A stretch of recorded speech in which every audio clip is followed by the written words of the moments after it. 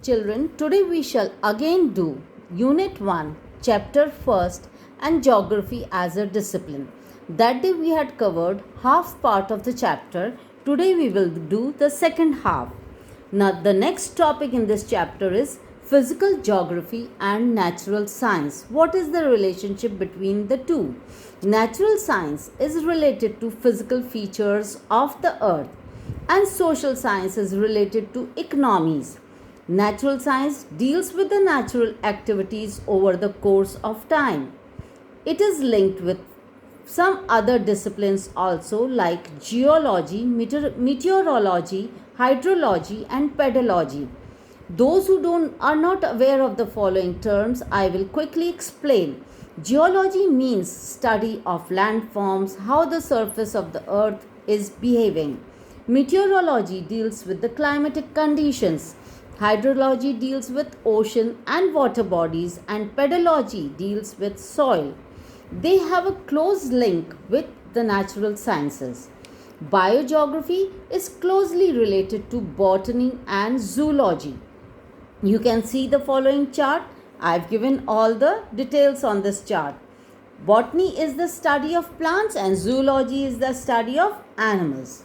A geographer should always have proficiency in maths and art, particularly in drawing maps. Geography is very much linked with the study of astronomical locations and deals with the latitudes and longitudes. Our next topic is geography and social science. When we say social science, we are talking about the cultural and social aspect of human life. Social science includes the following disciplines.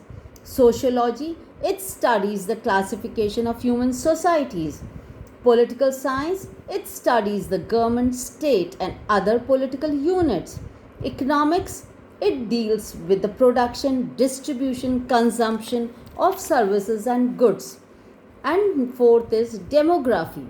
It studies the characteristics of human population. All these different disciplines help in understanding geography as being a part of social science. The subject geography is closely woven together with natural science and social science. The next topic is branches of geography. Geography is an interdisciplinary subject.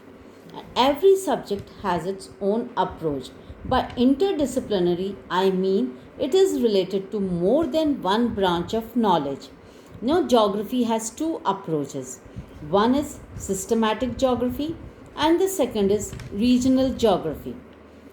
The term systematic geography was introduced by a German geographer, Alexander von Humboldt, from the year 1769 to 1859. And the term regional geography was developed by Karl Ritter from 1779 to 1859. He was also a German geographer. When we talk of systematic geography, it is actually the science that studies the natural and social phenomena. In this approach, a phenomena is studied over the whole of the world and then identification of spatial patterns is done. For example, study of natural vegetation is done at world level. And then spatial patterns like equatorial forest, monsoon forest, conical forest, etc., they will be identified. It has four main branches: physiography, biography, human geography, and fourth is geographic methods and techniques. When we talk of regional geography, in this approach, the world is divided into regions at different hierarchical levels, and then all the geographical phenomena in a particular region is studied. The regions are based on a single factor such as relief, rainfall, vegetation, per capita income, etc. Multi-factor regions are studied in a holistic manner. Its main branches are regional studies, regional analysis, regional development, and regional planning. Now let's talk of the next topic, dualism. When we talk of dualism, let us understand that we are talking of two different theories. The first theory is deterministic school of thought and the second is possibilistic school of thought. The first theory, deterministic school of thought, this theory says, let us talk only about physical geography, that is land, earth, soil, vegetation, etc. The second theory, possibilistic school of thought, it says human beings are an integral part of the earth's surface. We cannot eradicate the role of human beings on the earth. They are part and parcel of the earth.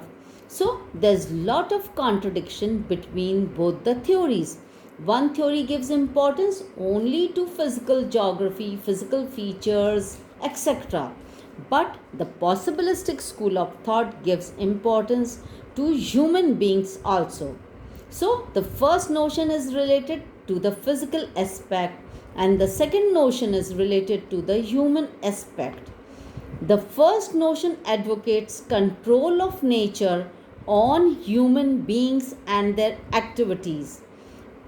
But the possibilistic school of thought advocates crucial role of human beings in nature who modify it to create opportunities.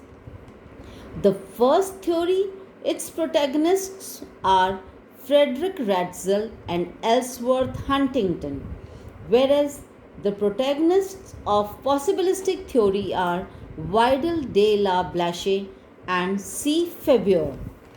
So, the first theory is called deterministic school of thought and the second theory is called possibilistic school of thought. Now, the next topic is branches of geography based on systematic approach. The first branch of systematic approach is physical geography. Under this, we have geomorphology, climatology, hydrology, and soil geography. The chart is there in front of you. The second is human geography. It includes social and cultural geography, population and settlement geography, economic geography, historical geography, and political geography. There is another branch which is called biogeography. It is the interface between the physical geography and human geography. It has further got four branches: plant geography, geography, ecology, and environment geography. The branches of geography based on regional approach. The first is regional studies, regional planning, regional development, and regional analysis. Our next and last topic is physical geography and its importance. Physical geography includes lithosphere, atmosphere, hydrosphere, and biosphere. Landforms provide the base on which the human activities are located. The plains are utilized for agriculture. Plateaus, they provide forests and minerals. Mountains provide pastures, forests, tourist spots, and are sources of rivers providing water to lowlands. Climate influences our house types, clothing, and food habits. The climate has a profound effect on vegetation, cropping pattern, livestock farming, and some industries. Temperature and precipitation ensure the density of forest and quality of grasslands in a country. So, we see the study of physical geography is emerging as a discipline of evaluating and managing natural resources. It is essential to understand the intricate relationship between physical environment and human beings. Physical environment provides resources and human beings utilize these resources and ensure their economic and cultural development. Accelerated pace of resource utilization with the help of modern technology has created ecological imbalance in the world. So, a better understanding of the physical environment is absolutely essential for sustainable development. Thank you, children. The chapter is over now.